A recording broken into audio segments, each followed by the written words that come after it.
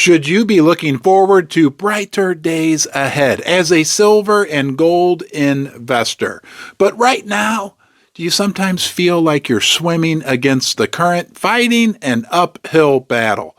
But are there a couple stories we can look at that will clearly demonstrate to us where we are right now and where we could likely be in the near future? Are we living in one of the biggest Ponzi, make-believe, fantasy world situations in the history of the planet? But we want to take a look at two specific stories that I think demonstrate better than anything why we have bright days ahead for us, silver and gold investors. Let's take that journey. Let's do it right now.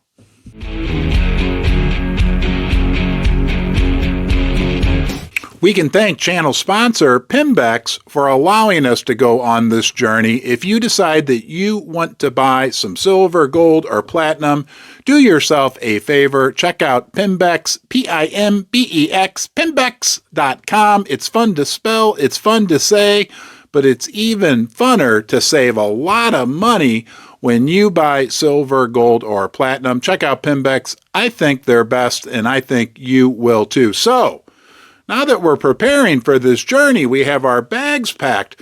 What do you say first we go for a little trip on the Titanic? Remember that ship that sunk on its maiden voyage? So you and I are getting ready. We pack our bags. We get on the Titanic. We're in our room. And a few days into the journey, we start to sense that there just might be a little something wrong. The crew's acting a little funny. But, you know, we're those tinfoil hat conspiracy theorist type people, the type of people who like silver and gold. But when we're looking at everything going on the Titanic, we think that it's best we get into a lifeboat and get off the ship.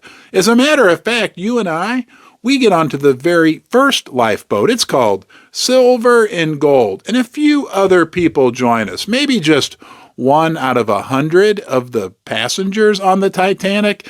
Everybody else is laughing at us, having a good time, partying on. The captain of the ship, our good friend Jerome Powell, he's assuring everyone that everything's okay, but we just saw some signs that didn't quite add up to us. So we get on the ship and we float away from the Titanic. Well, about 6 hours later, we're a couple hundred yards away from the Titanic with our other gold and silver friends, and we can see that the Titanic is really listing in the water. From our vantage point, we can see that there's real trouble going on. But the captain of the ship, Jerome Powell, he keeps assuring everyone that everything is fine.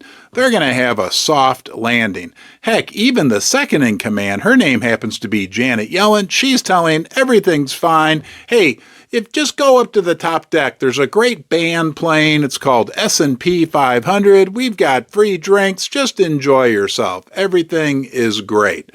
Eventually, we know what happens to the Titanic, and there weren't enough lifeboats for all the people. And that's exactly very much related to what is going on right now. We've gotten off the ship, taken a little time to move away from the ship. We can see that there are real troubles. Most people are still asleep. They're partying like nothing, right? All the free money is still pumping through the system, but we can see trouble ahead. Look, when all those people had to abandon ship on the Titanic, there weren't enough lifeboats, and that could likely be the case if, indeed, we run into serious economic trouble here in the United States because of the gross monetary and fiscal mismanagement which has occurred over the last few years. And it's not just us saying it. Let me remind you that actually Jerome Powell himself has recently said it on 60 Minutes. Brian Moynihan from Bank of America, the CEO, he's warning about the fiscal condition of the United States. And Jamie Dimon himself is also warning about the troubles. Now, another good story that explains what's going on, a good way for you and I to visualize. we're going to have to go to a carnival for that one. But before we do that, let's say thank you to our mining company sponsors here in Ron's Basement. We have Fortuna Silver, a global gold and silver producing mining company. You can check them out at fortunasilver.com. And First Mining Gold, they're a development company with 2 5 million ounce deposits in Canada. You can check them out at firstmininggold.com. So now we're heading off to the carnival. And there's one of those great fun houses at the carnival. And you and I say, hey, let's go check out the fun house. But unfortunately, there's a metal detector you have to pass through. And when they realize that you and I have a bunch of silver in our pockets, they won't let us in. So we go off to a nearby shade tree while everyone else goes into the fun house, and we're just kind of watching what's going on from the outside. But what's going on inside that fun house is a lot of smoke and mirrors, and that's an analogy for what's going on in the U.S. economy right now. There's a DJ in there. Gosh, his name happens to be Jerome Powell, and he's sending everybody around. The music's playing, the smoke is going, there's those contorted mirrors, right? One's called the S&P 500, and people are looking at it and saying, hey, look, I look rich, I feel rich.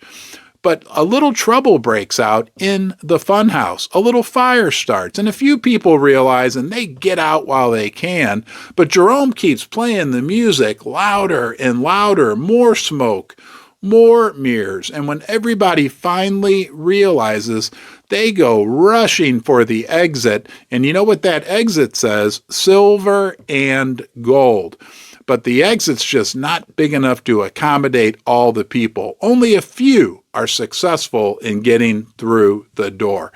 I just like to think of these situations that we're dealing with in the world in terms of stories like that. We really are silver and gold investors. Yes, us, basement dwellers, the Davids versus the Goliaths. And we remember what happened in the story of David versus Goliath, right? The little guy stood up to the big guy, but in the end, because the little guy was right, he prevailed over Goliath. And I would think that the Goliath right now that we're dealing with are the big central bank money printing institutions that have created these crazy distortions within our economy. Distortions that have resulted in more debt being created than could ever realistically be repaid. And don't forget, Ray Dalio likes to point out, everyone who has that debt thinks they are going to get repaid. Look, it's going to be an interesting ride in the coming 5-10 years. I'll be here for you through it all. If you enjoyed this video, please give it a thumbs up, subscribe to the channel, because I put out new content every day, something interesting about silver, gold, and I want you to come back. Thank you for watching, and I'll see you soon.